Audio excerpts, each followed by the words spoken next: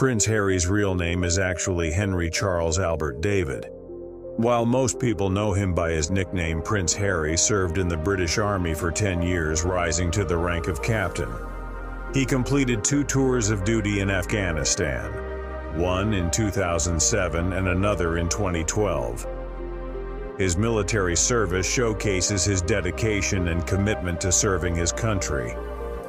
Despite being born into royalty, Prince Harry is known for his down-to-earth nature and sense of humor. Prince Harry has a strong commitment to charitable causes. In 2006, he founded the Santabali charity, which supports vulnerable children in Lesotho and Botswana affected by HIV/AIDS. Before starting the video, we have a small request. If you are visiting this channel for the first time, please like the video and subscribe to the channel. The fonder the memory, the deeper the ache, the air and the spare. There was no judgment about it, but also no ambiguity. I was the shadow, the support, the plan B. I was brought into the world in case something happened to Willie.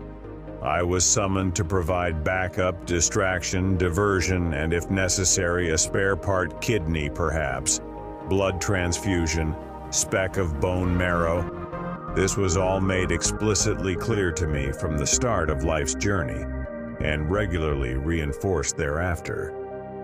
I love my mother country, and I love my family, and I always will. I just wish, at the second darkest moment of my life, they'd been there for me too. And I believe they'll look back one day and wish they had too. What hell being an adult. I heard the story of what Pa allegedly said to Mummy the day of my birth. Wonderful. Now you've given me an heir and a spare. My work is done. A joke. Presumably, on the other hand, minutes after delivering this bit of high comedy, Pa was said to have gone off to meet with his girlfriend. So, many a true word spoken in jest. Is each generation doomed to unwittingly repeat the sins of the last? It wasn't that she felt no emotions. On the contrary, I always thought that Granny experienced all the normal human emotions. She just knew better than the rest of us mortals how to control them. It occurred to me then that identity is a hierarchy. We are primarily one thing, and then we're primarily another, and then another, and so on until death, in succession. Each new identity assumes the throne of self.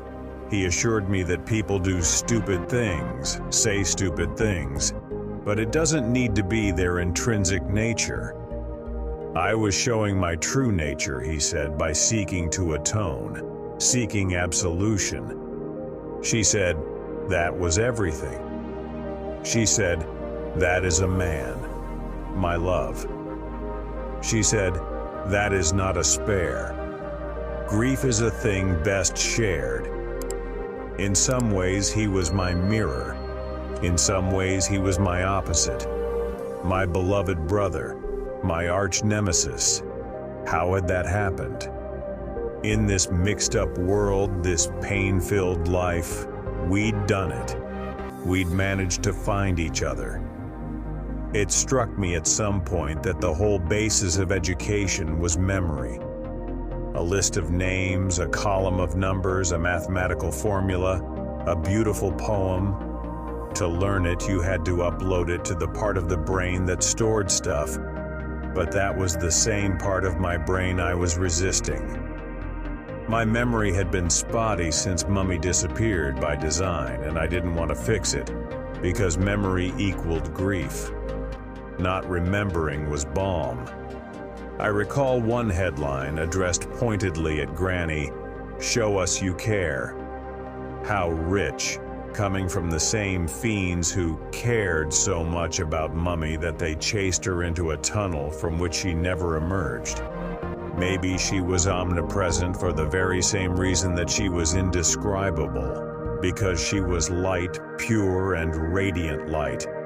And how can you really describe light? Even Einstein struggled with that one. No one had an answer for a boy actually seeking external pain to match his internal. My family had declared me a nullity, the spare. I didn't complain about it, but I didn't need to dwell on it either. Far better in my mind not to think about certain facts, such as the cardinal rule for royal travel weddings were joyous occasions, sure, but they were also low-key funerals, because after saying their vows, people tended to disappear. He was, I realize now, one of the most truthful people I've ever known, and he knew a secret about truth that many people are unwilling to accept. It's usually painful. Being royal, it turned out, wasn't all that far from being on stage. Acting was acting, no matter the context. Not to be devastated by my mistake, but instead to be motivated. He spoke to me with the quality one often encounters in truly wise people: forgiveness.